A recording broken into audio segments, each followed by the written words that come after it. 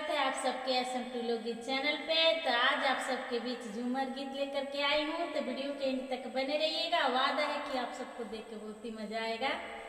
तो चलिए झूमर गीत सुनिए।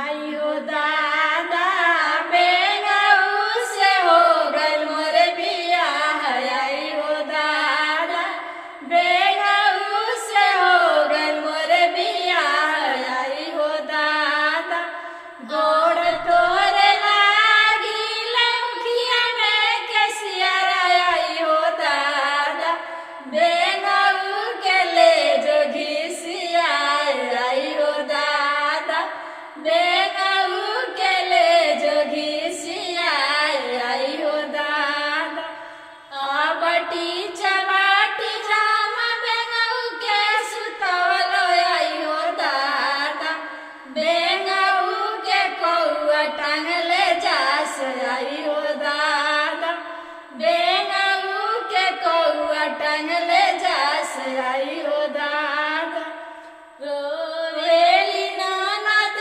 होलाटा धुनी के सिया, आई हो दादा भैया के कौआ टांगले जास, आई हो दादा भैया के कौआ टांगले जास, आई हो दादा का तू ननद रोइया खातिर रोलू, आई हो दादा बेंगवा से भरल बा गड़हवा, आई हो दादा बेंगवा से भरल बा गड़हवा, आई हो दादा।